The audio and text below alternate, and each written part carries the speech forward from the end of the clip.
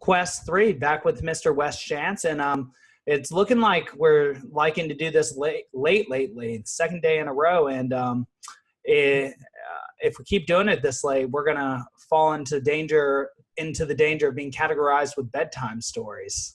No, that would be a whole other series, and it would be a great series. But the fairy tale thing, that's Oscar's territory. We got to get Oscar on here to do that.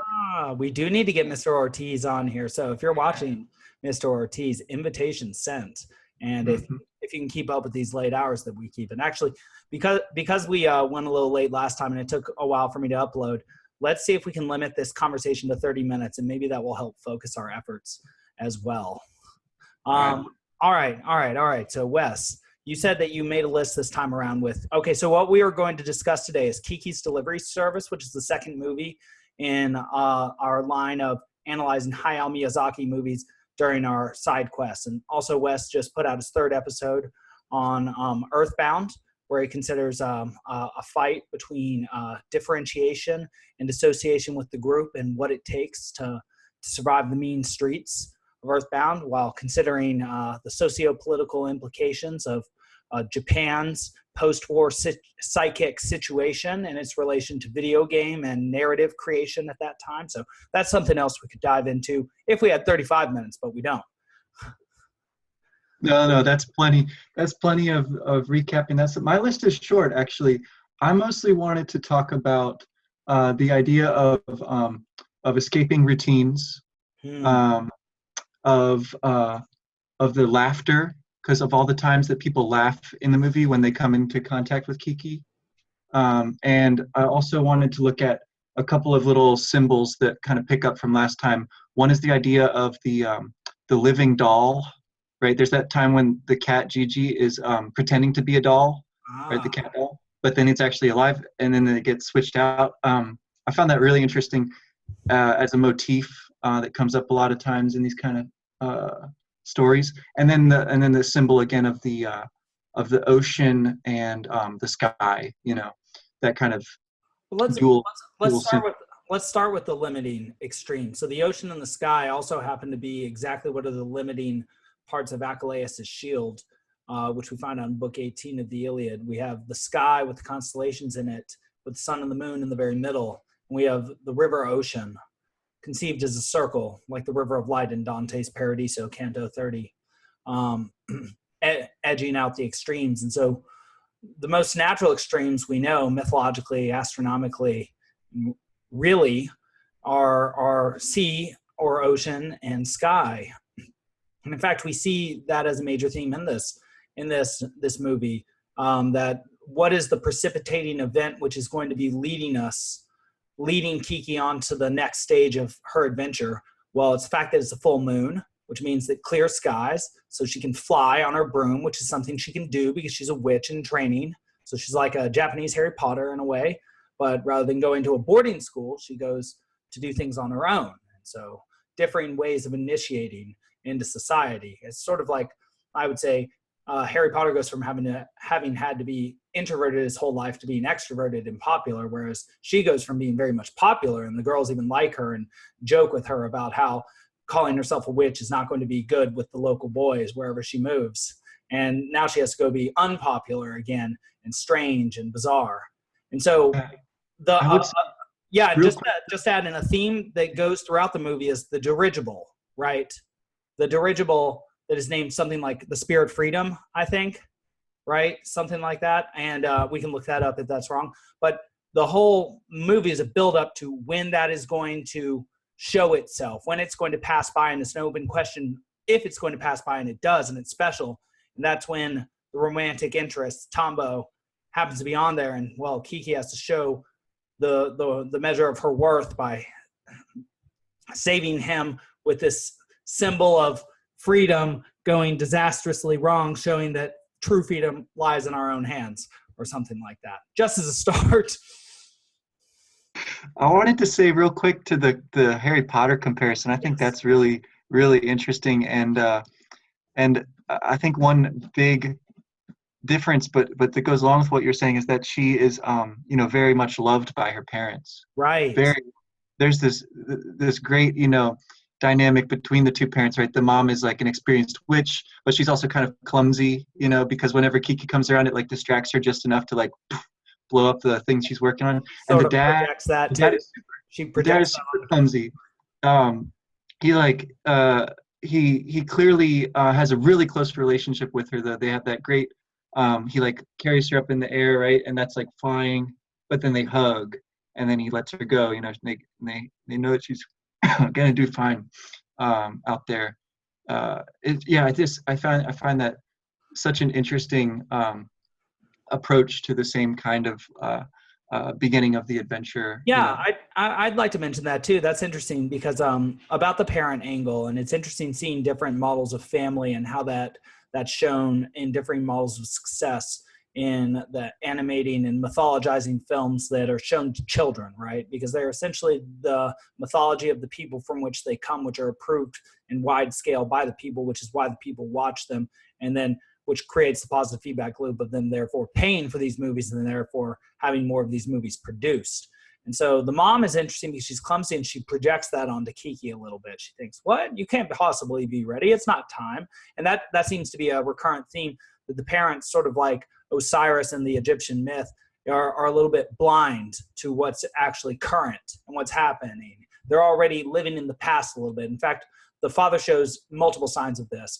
One, he's like, I thought we were going to go camping, living in the past. Two, he struggles to pick her up to show that he can help her to fly. He struggles to deadlift her up and snatch her. He kind of goes, ugh, he grunts with exertion, indicating that she's just a little bit too old for daddy to be picking her up like that. And interestingly enough, when she twirls in front of him, her dress comes up quite a bit, and I don't understand Japanese culture well enough to understand whether that's supposed to seem a little too girlish for her age at that moment, because she's 13 now, and that's more like something we would expect a 9 or 10-year-old to do. But by our standards, that would generally be considered something that someone in the lower grades of primary school would do, spinning around and letting her dress come up. And it's not done in a provocative way or anything like that, but I just wonder whether the whole scene is supposed to show that she has too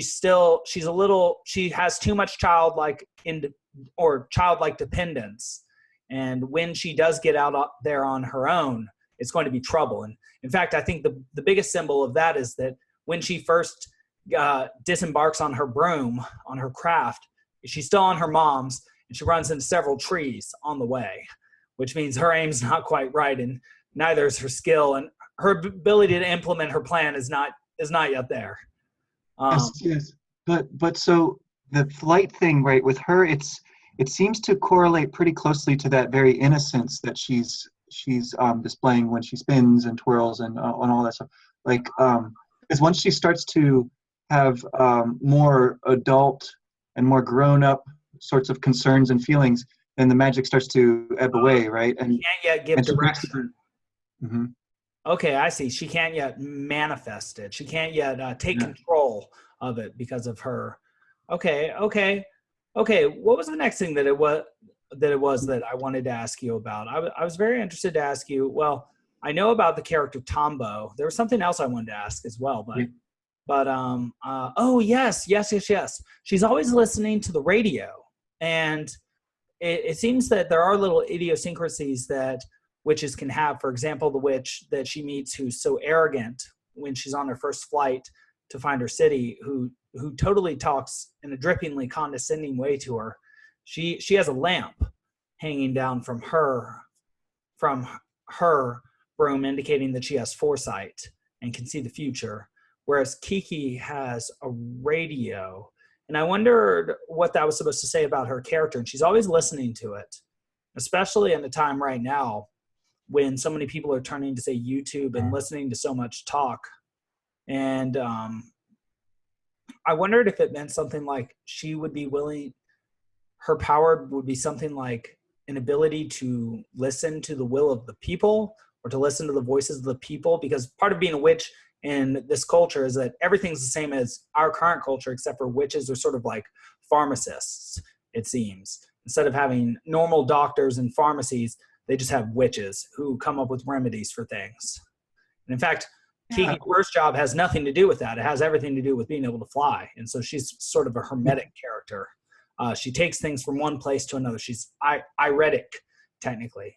In fact, Tombo, who I wanted to ask you about, he is actually hermetic, because the first way he's introduced to her is that when Kiki first lands in the city, a bus almost hits her. She almost causes a wreck, and then a cop is going to find her, and that's her first impression.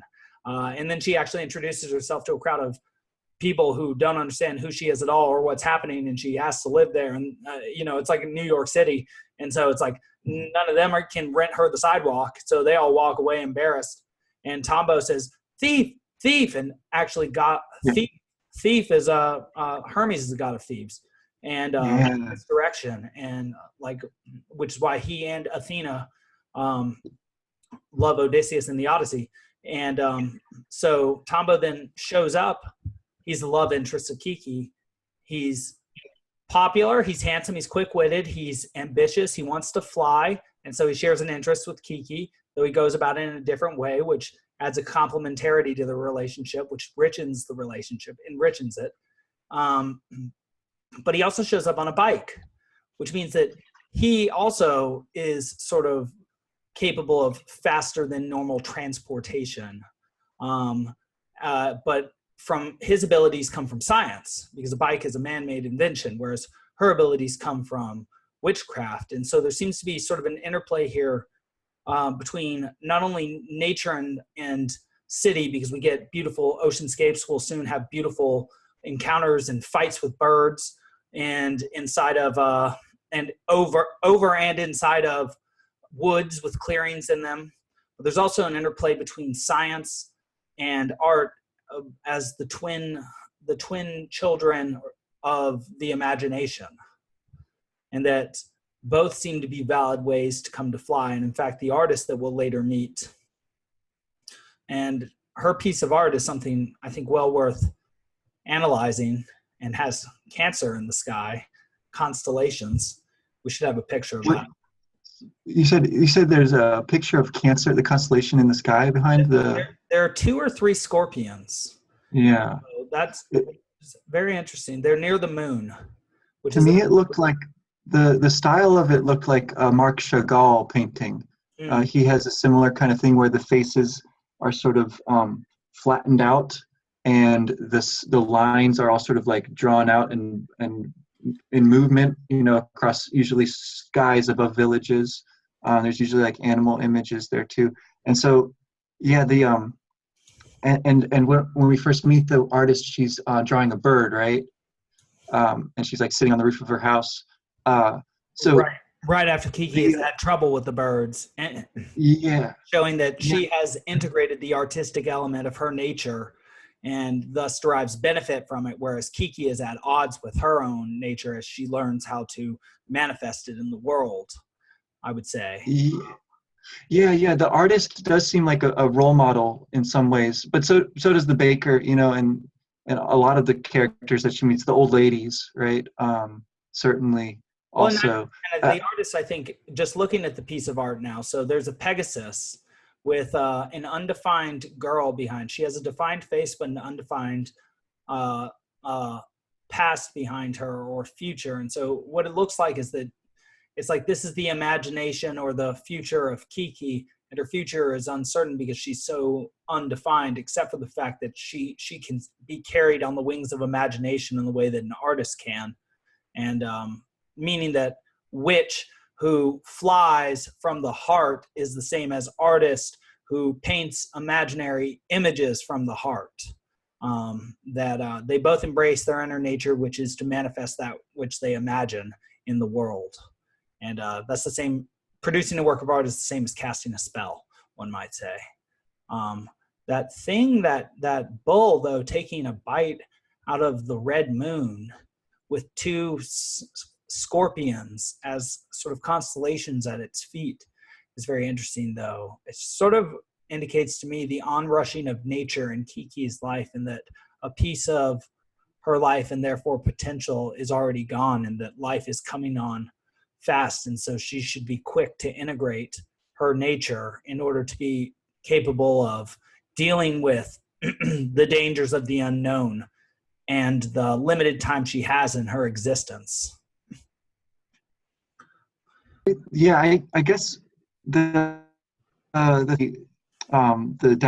dynamism of the painting, right? Yes. Yeah, it does connote like movement and urgency, perhaps. But there's a great tranquility on the face as well, you know, and a Yes. great kind of stillness and beauty. And the And eyes that seems. actually look out too, which is, Mhm. and the Yeah, birds, which are the pigeons, their eyes look out too, indicating that the point of the imagination is to represent reality, and or that there's a reflective nature between the two. That which we can see in our imaginations, we can manifest in reality, and we can also alter that which is in our imaginations and improve it by observing that which is in reality. Um, yeah, the focus has to yeah. be outside and in, not just one nor the other. You can't just be a monk if what being a monk means is disappearing from reality and just contemplating. And you can't just be a man about town, uh, Right. uh, engaging but never reflecting. It seems you need both daylight and moonlight. Um, That that connects to me for me with the your question about the radio, right? She's receptive, right? She's ah, tuned in, and maybe she doesn't know it yet, but she is, and yeah.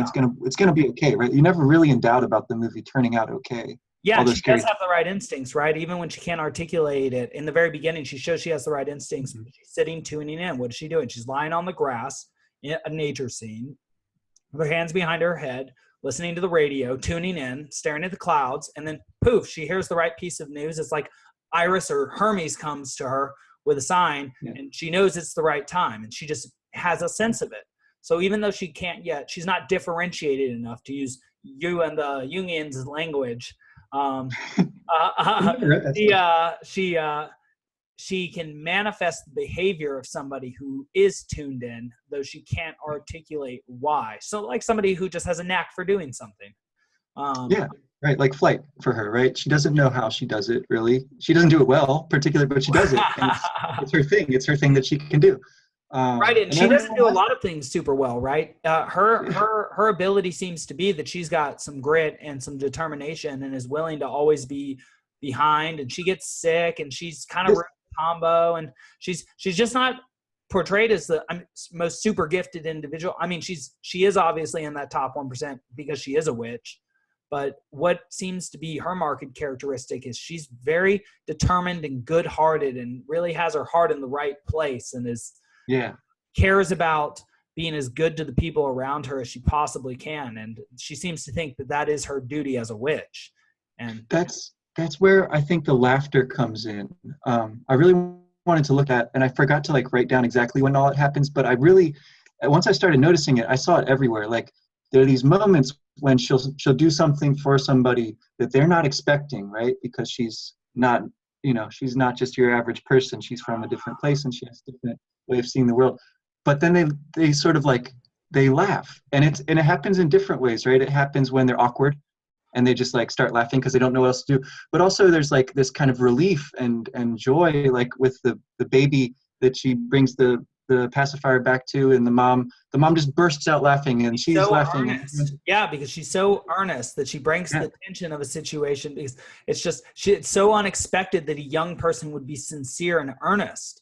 And so it seems to be a comment, unconsciously or not, against the sort of the sardonic irony, which we often Mm-hmm. drip into our cynical words, of which we call skeptical, as a misnomer. And so Mm-hmm. what seems so powerful about her is that she's sincere, that she uses the power of her heart, and the people around her react to it in a way that they can't articulate, which is why they laugh, that it has a force behind it. Ah, Sort of like, the light side force from Star Wars. Just like if you walk around cynically with malicious thoughts, perhaps you give off a force, sort of like the dark side, which is what that begrudging resentment of not being recognized for what you are by the society which currently exists, because you hide in the shadows like an insipid and vile worm. And so that way. Um, yeah, what I the what nervous I system kind is of so high. expected, when I first watched this movie, I guess, or oh, you're kind of breaking up. I'm back. Oh, are you back? Yeah. Okay, sorry. What I kind of first expected in this movie was like, as far as the conflict, I sort of expected, like in Spirited Away, that there would be an evil witch, you know, Right. counterpart. But it doesn't go that direction at all. And it instead, all of the conflict really does seem like this kind of reflective thing, like understanding yourself, and seeing all these different role models and sort of like choosing, like, am I going to be like the popular kids Right. in town who are like you're describing, or am I going to see the good in people and sort of be myself and be sincere and true to who I am, right? And even if a clown, but he's got a good heart, and so does Kiki. So uh, I thought that just to like go to the last thing that I really wanted to talk about is that moment when she has to separate from Gigi, right? It Yes. happens a couple times. The first time, right, when the first time is when he's doing her a solid, right? He's pretending to be the toy that fell out into the woods, and that leads her to meet the artist. But he's like there, and there's this big scary dog, and he's like keeping it together for her. So that's like when he's at his most responsible, and they're separated. But then the other time is when she's losing her magic, and she needs him the most, and he's found this other cat, and he's off with the other cat, and she can no longer understand him, and he seems to no longer really care to try to make himself understood, and so they're separated again.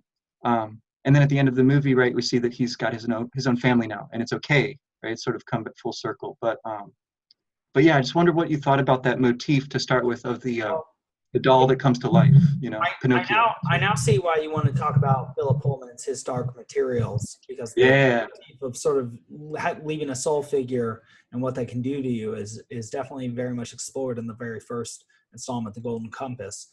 Well, so I see it in the from the framework of two epics, the Virgil's Aeneid and Gilgamesh and the Epic of Gilgamesh, the Sumerian epic.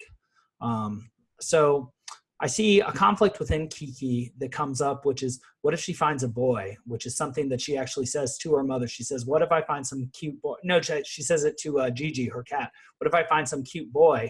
And that's funny that your cat just appeared. The listeners won't be able to see that, but I did. So she says, what if I find some cute boy in the next month and then I don't want to leave? And so there seems to be an Aeneid-style conflict between love and duty in her, that she understands that with entering the next stage of her life, she will not only be becoming a witch, but also a young woman. So she'll be dealing with courting suitors as well as with training her craft. And so she's like a perfect modern young woman in that she's going to be trying to get it all, just like her mother has.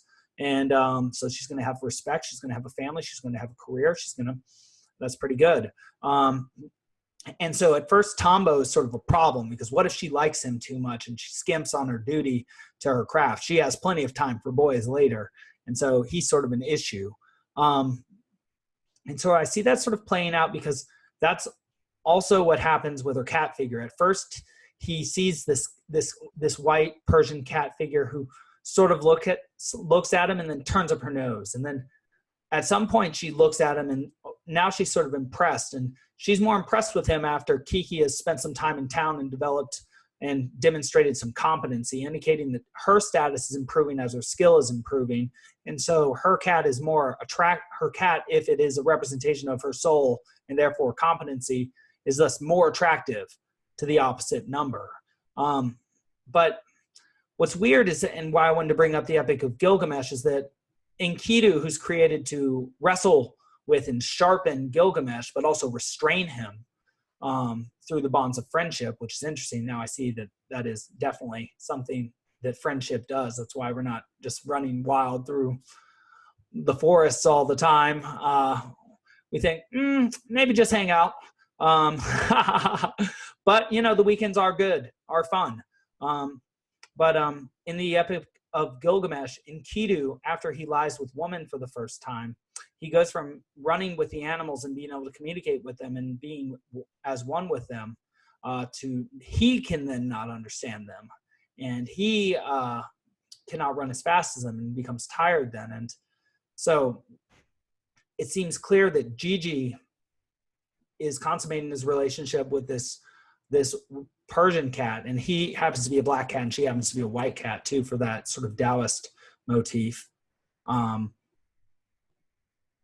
And then Kiki loses the ability to speak to him. And now I'm sort of understanding that perhaps that means that if the white cat represents sort of status within the culture or one's cultural rank, and the black cat is one's inner nature, and they're now mating together, that's the indication that Kiki is passing the initiatory test, that her inner nature, her creative capacity is now mixing with her social role, and she's becoming both a unique individual, but also a part of a traditional, and a traditional, I don't know the word I'm looking for, a traditional role that is embodied over and over again in a sort of endless cycle or fashion. And so she loses her ability to talk to the cat precisely because she gains her ability to talk to humans, to speak the language of adults, to speak the language of work, of competency, of truth. And so that would be what I think I see there.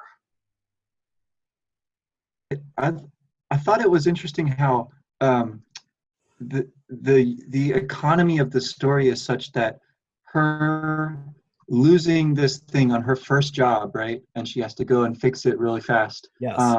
Also brings her in contact with this role model who then saves her from an even bigger disaster later. She's the model of the really self.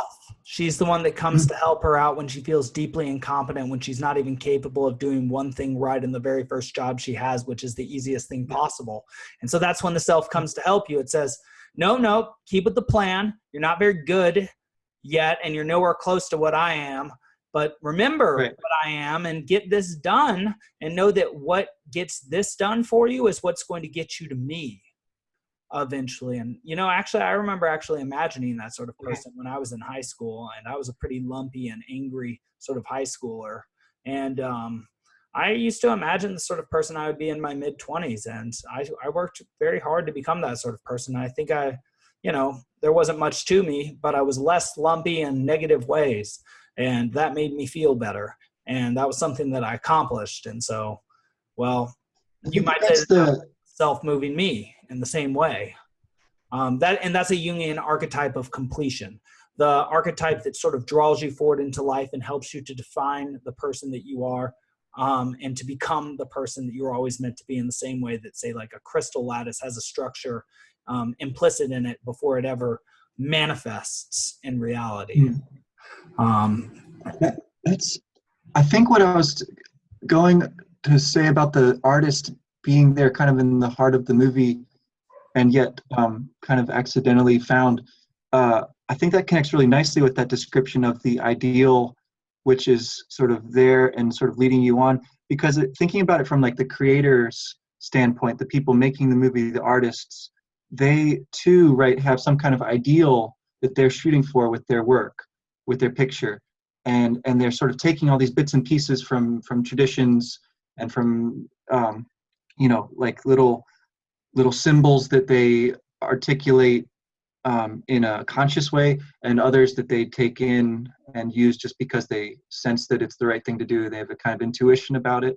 But either way, right, like I can't imagine how it must feel to accomplish such an awesome work of art, right? And then put it out there, and it's just like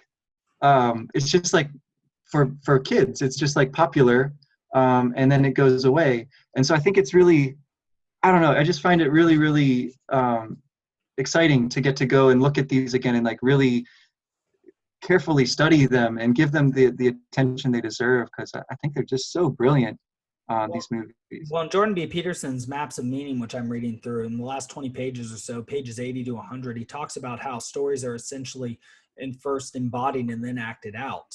And so as a child, you're sitting in front of this glowing screen with images. That's essentially like an LSD trip, right? It's a religious experience, right? You are sitting with glowing images in front of you. It's like Plato's cave. It's like the easiest representation possible. And you're sitting there, and what are you getting out of the experience? Because obviously you're getting a lot because you're sitting there and paying attention, which means that you are taking information in. And what is the information you're taking in?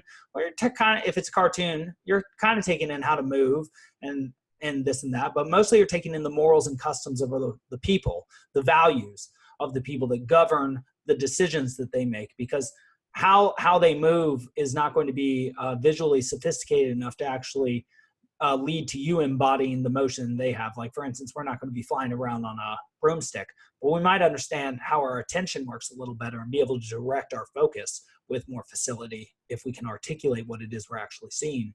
And so, well, I thought that was great, Wes.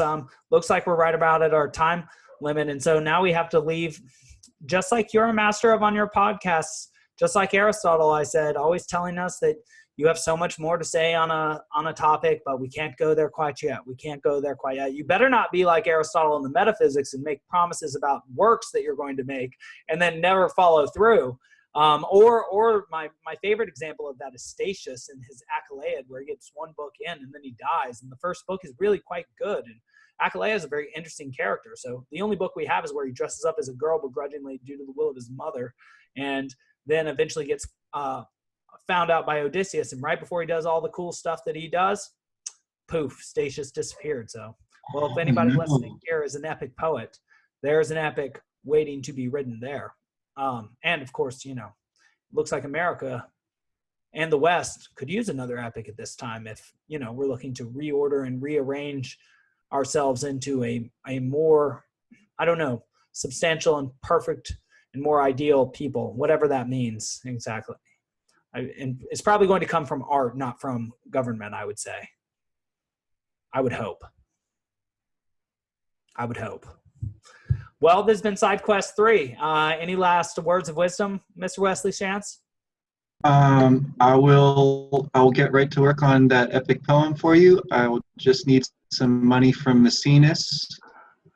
If you get a chance to tell him to. I will. I'll talk to Maecenas for you.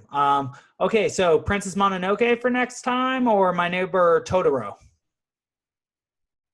Totoro. It's gotta be Totoro. Totoro's the best. It's the best of all of them. It's my favorite one. Okay. Then Totoro it is. All right. Well, we'll be watching that for next time. Thank you, y'all.